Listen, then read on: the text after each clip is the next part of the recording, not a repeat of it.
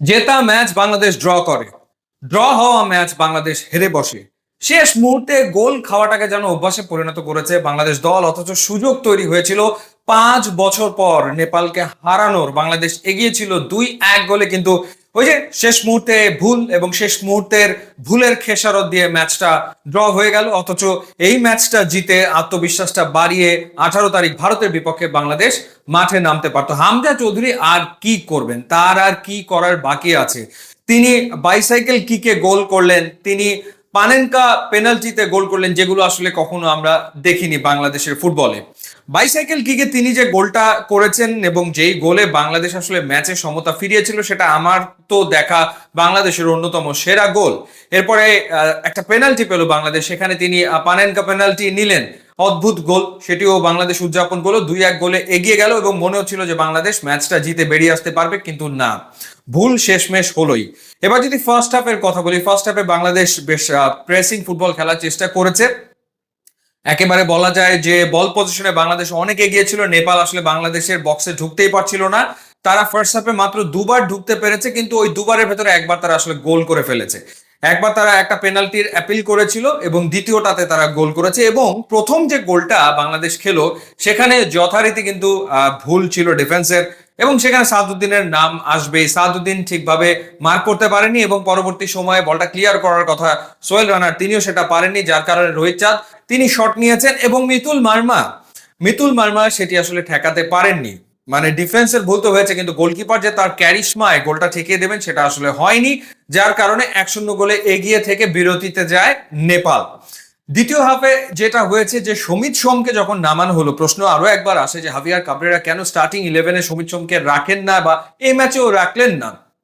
সমিত সোম ক্লাবের হয়ে লাস্ট ম্যাচটা খেলেছেন -ডিগ্রিতে, বরফের ভিতরে খেলা হয়েছিল কাভালরি এফসির, সেই কারণে মানিয়ে নিতে সময় লাগছে কিনা কে জানে। যাই হোক, সেকেন্ড হাফে সমিত সোম নামার পরেই কিন্তু বাংলাদেশের খেলার ধরন পুরোপুরি পাল্টে যায় এবং কাবরেরা যে গোলটা করেছেন সেই গোলের সূচনাটা কিন্তু সমিত সোমের পা থেকে আসলে লেফট ফ্ল্যাঙ্ক থেকে এসছে। পরবর্তী সময় জামাল ভুঁইয়ার মাধ্যমে বলটা গিয়েছে হামজা চৌধুরীর কাছে এবং তারপরে সেই অবিস্মরণীয় গোল, অর্থাৎ বাইসাইকেল কিকে, মানে যতবার আপনি দেখবেন ততবার আপনার ভালো লাগবে, আপনার মন ভরে যাবে, এরকম একটা গোল হামজা চৌধুরী করলেন।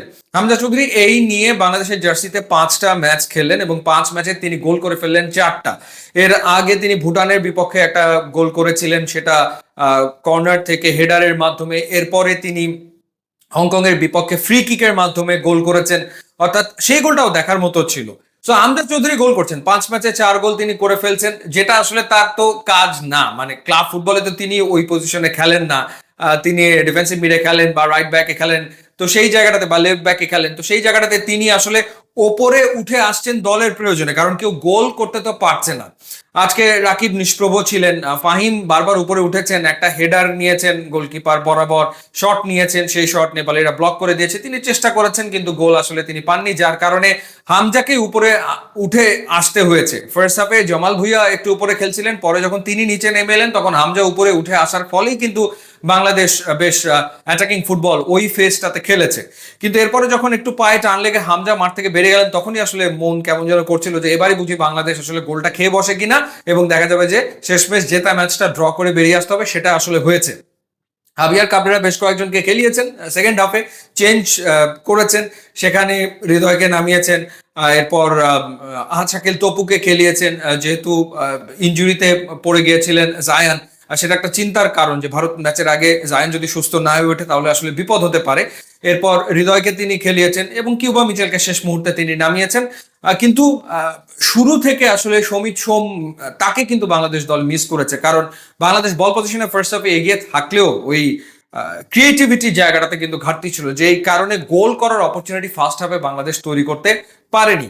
তো যাই হোক, নেপালের সাথে বাংলাদেশ সবশেষ যে 6টা ম্যাচ খেললো, সেই 6টা ম্যাচের যে 7টা ম্যাচ খেললো, সেই 7 ম্যাচের ভেতরে 5টা ড্র, 2টা বাংলাদেশ হেরেছে। অর্থাৎ নেপালের বিপক্ষে বাংলাদেশ কিন্তু জয় বের করে আনতে পারছেন এবং 5 বছর কিন্তু হয়ে গেছে, যেটা ডেফিনেটলি চিন্তার কারণ। তারপরে দেখা যাক ভারতের বিপক্ষে বাংলাদেশ কেমন করে। ইউটিউব ইনস্টাগ্রাম লিঙ্ক দিয়ে আছে, আপনার যোগ দিলে খুবই খুশি হবেন। Thanks for watching.